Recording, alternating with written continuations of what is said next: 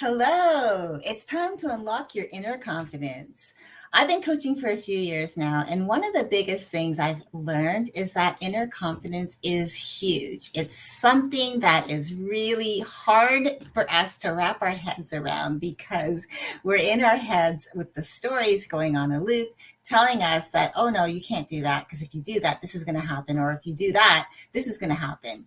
And there are all kinds of strategies, ways of thinking, patterns of behavior, and practical tips for improving your life and feeling better about yourself. But they're all redundant if the foundation isn't there.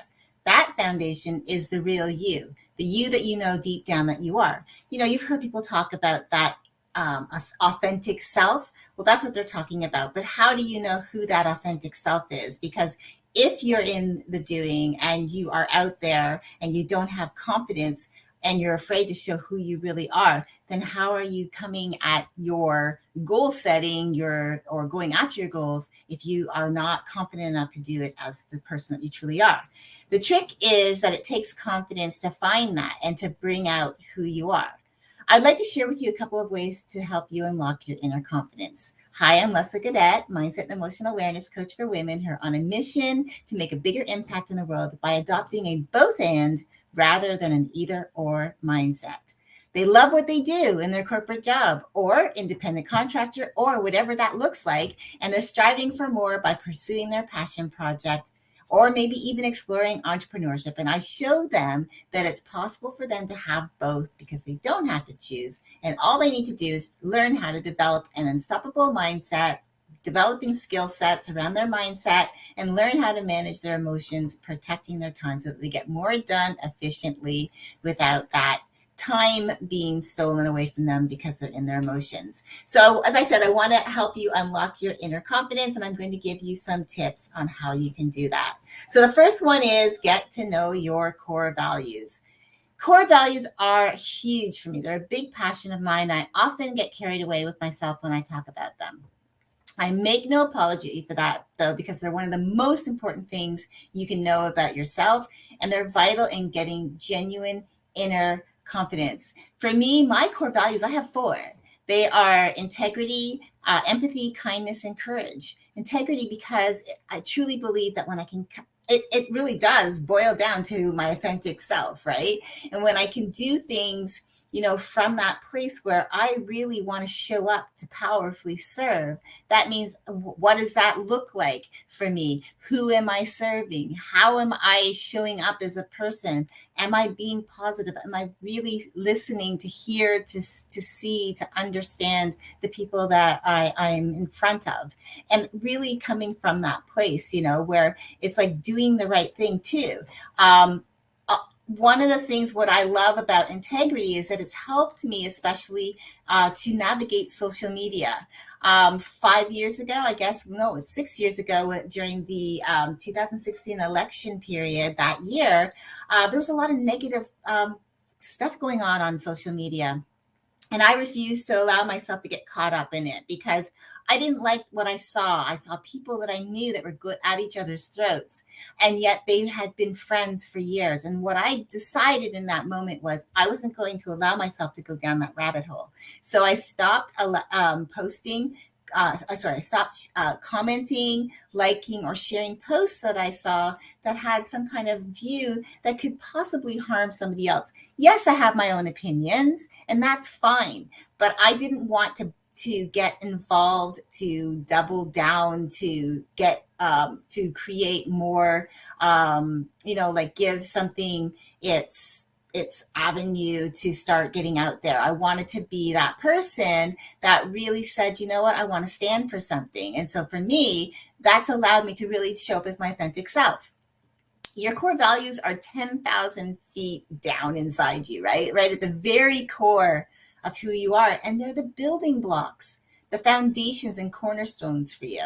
So a core value is something in yourself, in others, or in the world that's most important to you, like I said, and can include things like beliefs, progress, family, fun, nature, achievement, or freedom. Like as I said, four of mine were integrity, empathy, kindness, and courage. Now, empathy is really, again, giving that space to people that I get on a call with somebody, if I'm coaching someone, is allowing myself to really learn to listen, to really hear them so that I can understand exactly where my client is at so I can meet them there so they also feel seen, heard, and understood. Because I think, isn't that one of the things that we all wish for, is to really feel seen, heard, and understood when we have an opinion, when we're trying to get something across to someone else.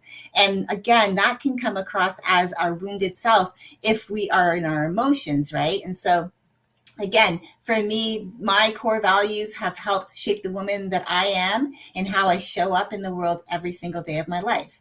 So, why is it that some people in situations maybe leave you feeling angry, frustrated, demotivated, or deflated, right? It's because one of your core values is being challenged, denied, suppressed, or repressed.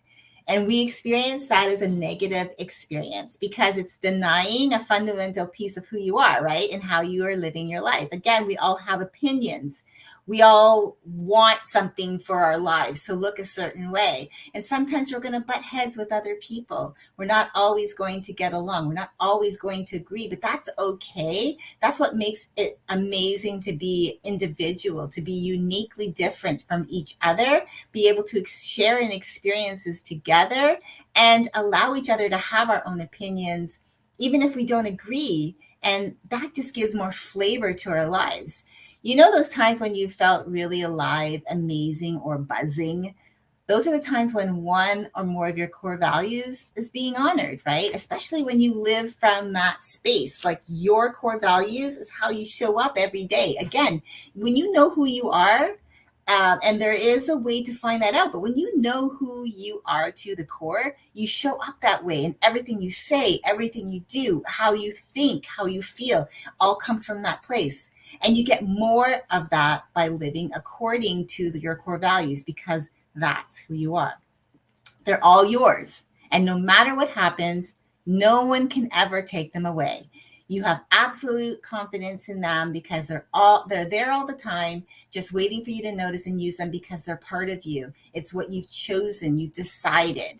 And when you get to know what your core values are, you can start making choices and aligning your life around them. Like I said, they help me to navigate social media. So when I see things that I don't really want to get involved in, yes, I might have an opinion about something. I'm not saying that I won't have an opinion, but I refuse to get into that game of, starting a negative conversation and giving negativity a place at the table when it doesn't belong.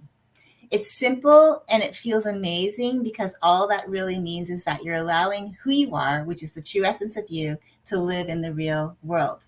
Now, the second one, exercising your confidence muscle. Yes, it's a muscle. And like any muscle, you need to exercise it so that it doesn't shrink and waste away. The problem is that unlike your biceps or your glutes, which tend to stay in the same place, your confidence muscle can be harder to find. Because think about this.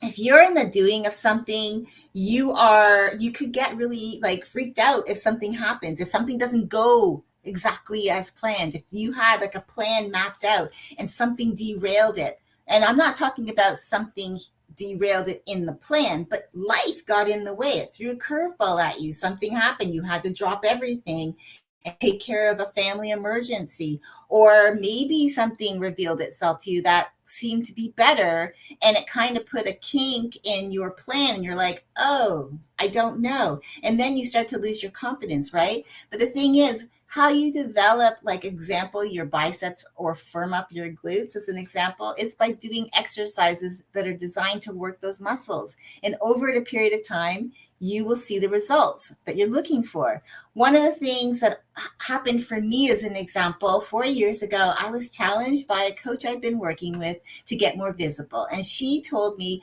go live for 30 days on Facebook.